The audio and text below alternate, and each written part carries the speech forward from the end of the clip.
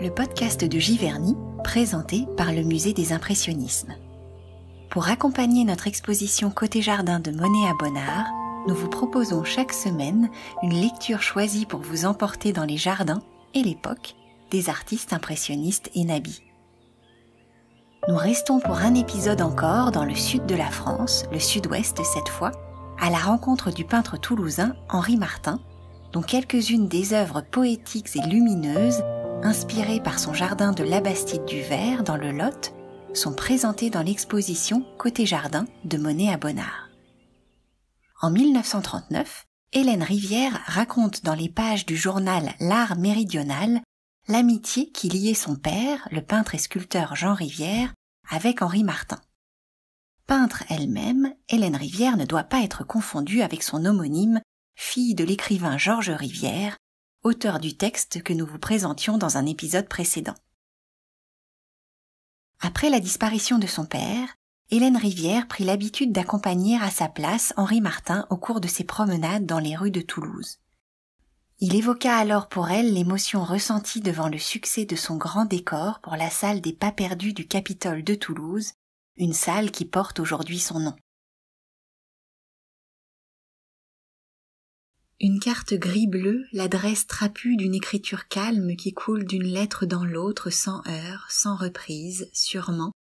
C'est monsieur Henri Martin qui arrive, et demain nous reprendrons le lent pèlerinage à travers les rues de Toulouse et nos souvenirs. Pendant combien d'années, au printemps, à l'automne, les ai-je vus partir tous trois, Henri Martin, Henri Marre, mon père. La veille, le train de Paris qui arrive le soir à 10h20 l'avait amené. Quelle joie sur le visage de papa quand il apercevait la silhouette alerte de son ami. Quelle embrassade serrée qui se rattrapait des mois de séparation. Ils se regardaient profondément, reprenant chacun possession de l'ami, et puis se donnant le bras, arrivaient à la maison. Dans notre petit atelier, en savourant la dernière pipe de la journée, monsieur Martin racontait son travail des mois précédents, la joie vive et toujours nouvelle de l'étude. Ah mon vieux que c'était beau de très bons matins, sur les arbres les vers à peine indiquaient des feuilles toutes petites, que c'était joli et qu'il y faisait bon, un peu frisqué, et vers 8h je rentrais à Marquayrolles avec plaisir. Cette joie neuve il l'a toujours. Ce dernier printemps, il a peint des morceaux de prés fleuris, des morceaux de parterres de pensée et de grosses pâquerettes, et il était ravi de chercher la légèreté de ces fleurs menues vibrant dans la lumière. Ou bien s'il s'agissait d'une étude de personnage, si tu avais vu ce ton de l'ombre sur la joue du petit, c'était épatant. Il racontait le labeur plus grave qui met debout une grande toile, le gros boulot, auquel il pense tous les jours, qu'il prépare l'été et qu'il peint l'hiver. Et c'est toujours la même émotion, le même enthousiasme qui à 19 ans l'avait emporté vers la peinture, l'art, Paris qui permettait et promettait tout. Pour ne rien perdre des courtes heures de lumière de novembre à mars, il part tous les jours à son atelier dès le matin, avec un sandwich de beurre et de miel et un fruit. Ce sera, avec un verre d'eau, son repas de midi, et le soir, à la nuit tombée, il retrouve chez lui Madame Martin qui l'attend. Tendre et recueillie, elle crée autour d'elle l'atmosphère sereine nécessaire après la rude journée de travail.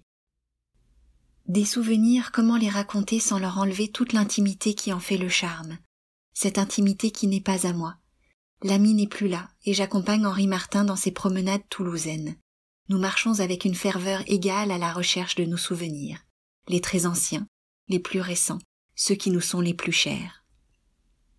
Pour moi, parfois, il en évoque d'inconnus. Je pense à cet après-midi d'il y a plus de 3 ans, où dans son admirable salle du Capitole, il m'a donné, devant les faucheurs, la sensation merveilleuse de ce que pouvait être la joie profonde d'un artiste, d'un homme qui sent le succès jaillir de son œuvre, enthousiasmer la foule et revenir vers lui en ovation de gloire. Quelle émotion! Il m'expliquait son effort, son travail, l'espoir d'avoir dit ce qu'il voulait et pourtant la crainte de ne pas être compris, l'inquiétude profonde qui, soudain, le jour du vernissage au Salon des artistes français, cédait devant l'admiration unanime, celle des collègues, des critiques, de la foule émue par la grande page de nature, la simplicité de ce qu'elle dit, la façon très neuve de le dire. On le sentait, lui, si fort, si dur parfois, soudainement retourné, ému, presque aux larmes. Ah, des instants comme cela, chère petite. Et son regard extasié qui les revivait me disait intensément ce qu'ils valent. Ces heures d'ivresse sont rares, mais le travail de tous les jours est à lui seul une suffisante nature. Ne crains rien, écrivait-il en 84. L'ennui n'a plus de pouvoir. Je suis empreint d'une couche de lumière qui rejette au loin toutes sortes de nuages.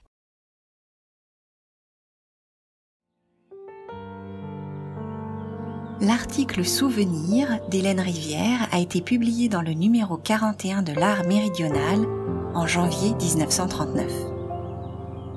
L'exposition Côté Jardin de Monet à Bonnard est présentée jusqu'au 1er novembre 2021 au Musée des Impressionnismes Giverny. Pour plus d'informations, rendez-vous sur le site du musée mdig.fr. Merci de votre écoute. La semaine prochaine, nous retrouverons les paysages de l'Île-de-France à travers l'œuvre de Camille Pissarro.